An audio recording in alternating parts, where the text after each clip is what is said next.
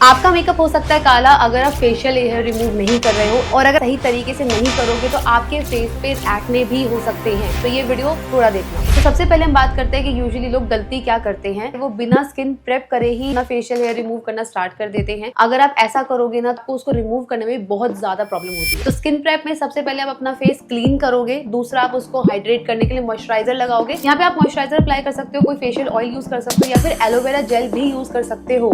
तो पॉइंट इतना है कि मॉइस्चर होना चाहिए आपके फेस पे आप जब भी फेशियल हेयर रिमूव कर रहे हो। फेशियल हेयर रिमूव करने के ना तरीके होते हैं, जिसमें से पहला होता है वैक्सिंग। मैंने बहुत लोगों को देखा है कि जब वैक्सिंग करवा लेते हैं ना उसके बाद उनके फेस पे एक्ने आना स्टार्ट हो जाता है। और अगर आप अपने नियर बाय किसी डर्मैट से पूछोगे ना तो यूजुअली डर्मैट्स भी फेस पे वैक्सिंग करने को मना ही करते हैं। तो ये एक सेफेस्ट तरीका नहीं है। कई लोग क्या करते हैं, ऐसे रैंडमली पार्लर्स वगैरह में या फिर सैलून में जाके करवाते हैं, गरम गरम वैक्स लग जाती है तो स्किन बर्न हो जाती है और वो आगे के लिए बहुत प्रॉब्लम करता है। तो मेरे according waxing is not safe option. Facial hair remove करने का एक सेफेस्ट तरीका भी होता है जो कि मैं आपको इस वीडियो के एंड में जरूर बताने वाली हूँ, लेकिन उससे पहले मैं आपसे डिस्कस करना चाहती हूँ सेकंड मेथड। कई डर्मैट्स जो होता है वो हेयर रिमूव करने के लिए चाहे फुल बॉडी की बात कर लो या फेस की बात कर लो, एक लेजर ट्रीटमेंट होता है। नो डाउट इसमें आपको कोई प्रॉब्लम नहीं होती है यूजुअली, बट क्या वो कॉस्ट इफेक्टिव है? आपको पता है जितना मैंने डर्मैट से रिकमेंडेशन लिया है वो यही कहते हैं कि अगर आपको फुल बॉडी लेजर ट्रीटमेंट करवाना है या फिर फेस पे करवाना है तो आपको कुछ ना कुछ सिटिंग्स देनी होती है, बट वो काफी एक्सपेंसिव होता है। तो जितना मुझे रिकमेंडेशन दिया गया है वो 7 से 8 हजार रुपए में एक सिटिंग होती है। अब अगर आप अफोर्ड कर सकते हो ना तो डेफिनेटली आप ये जरूर ट्राई कर सकते हैं। अब ये जो तरीका है वो कॉस्ट इफेक्टिव नहीं है, लेकिन जो मैं आपको लास्ट में बताने वाली हूँ वो कॉस्ट इफेक्टिव भी है और वो बिल्कुल सेफ भी होगा। लेकिन उससे पहले मैं आपको एक और तरीका बताने वाली हूँ जो कॉस्ट इफेक्टिव भी है लेकिन वो थोड़ा सा पेनफुल है। मैं बात कर रही हूँ थ्रेडिंग की। अगर आप अपर लिप्स पे थ्रेडिंग करवाते हो या फिर आप फॉरहेड पे थ्रेडिंग करवाते हो और आपको बहुत पेन होता है, तो अगर आप अपने फेस पे पूरे पे थ्रेडिंग कराओगे तो वो तो बहुत पेनफुल होने वाला है। अगर आपका पेन थ्रेशोल्ड थोड़ा सा ज्यादा है तो आप जरूर ट्राई कर सकते हो, बट मेरा बिल्कुल नहीं है तो मैं तो फुल फेस थ्रेडिंग कभी नहीं करवाती। पेन से याद आया, जो तरीका मैं लास्ट में बताने वाली आपको वो बिल्कुल पेनलेस होता है और बहुत सेफ भी होता है और इसके बाद आपकी स्किन काफी स्मूथ भी हो जाएगी। लेकिन इससे पहले मैं बात करती हूँ फोर्थ मेथड की। आजकल कई लोग यूज कर रहे हैं ऐसे पैक्स जिनको आप फुल फेस पे लगा लोगे ना तो आप उसको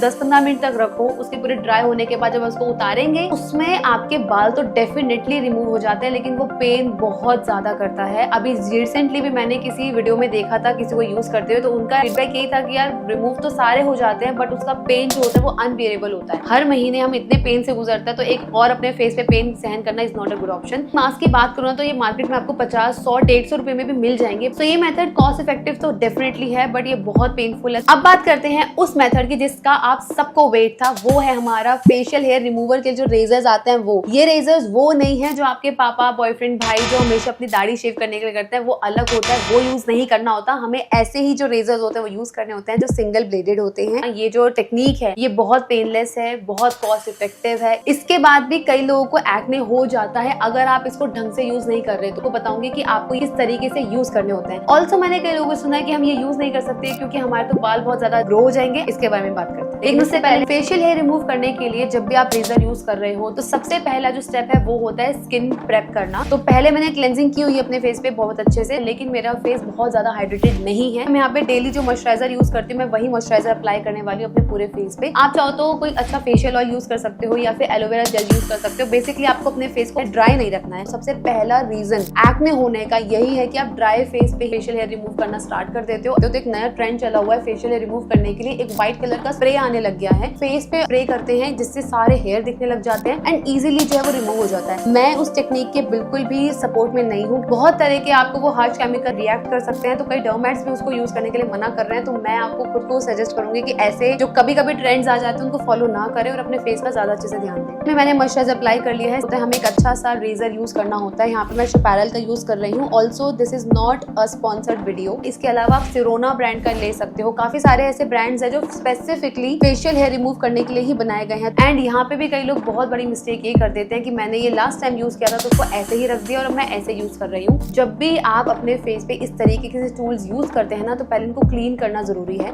मैंने इसको प्रॉपर्ली सैनिटाइज किया है, इसको वेट वाइप से अच्छे से साफ कर लिया है। इसके बाद मैं इसको यूज करूंगी एंड यूज करने के बाद भी मैं इसको अच्छे से क्लीन करूंगी। अगर आप ये गंदा ही बार बार यूज करते रहोगे तो भी आपकी स्किन पे एक्ने वगैरह आ सकता है, पिंपल्स आ सकते हैं और आप कहोगे कि मैं जब भी फेशियल हेयर रिमूव करती हूँ मेरे तो एक्ने आ जाते हैं। आपको अपनी स्किन को इस तरीके से स्ट्रेच करना है। सारे जो यहाँ के बाल होते हैं उनको पीछे करेंगे, जो रेजर होता है उसको 45 डिग्री में रखेंगे एंड इस तरीके से जो है अपने फेशियल हेयर रिमूव करेंगे।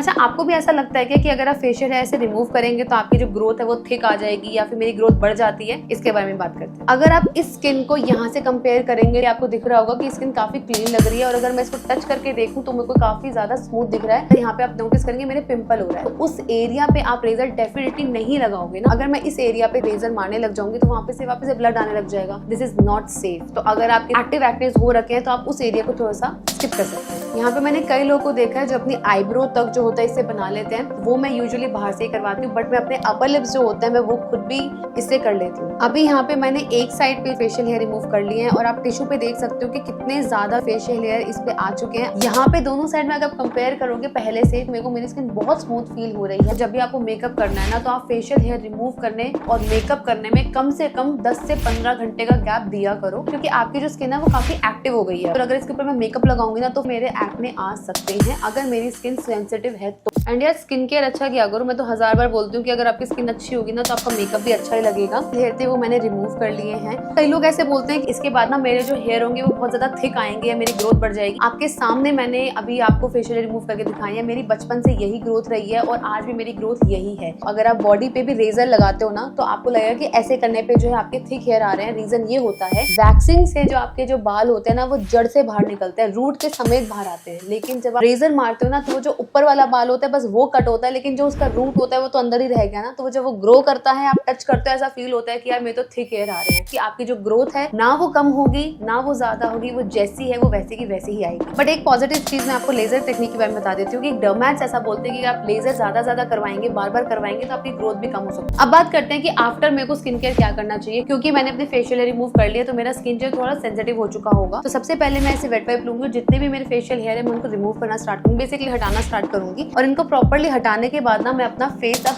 धोने वाली हूँ। अच्छे से मैं अपना फेस क्लीन करूंगी। क्लीन करने के बाद जो है मैं वापस से अपने एक मॉइस्चराइजर अप्लाई करूंगी ताकि मेरी जो स्किन है वो थोड़ी सी सूदिंग हो जाए। स्किन को हाइड्रेशन देने के लिए यहाँ पे मैं डेली जो मॉइस्चराइजर अप्लाई करती हूँ मैं वही अप्लाई कर रही हूँ अपने फेस पे। ऐसा मत करना कि इसको आप ऐसे एक्टिव करके ऐसे छोड़ दो। अगर आप इसको ऐसे छोड़ देंगे ना तो अगेन आपके एक्ने होने के चांसेस बहुत ज्यादा है।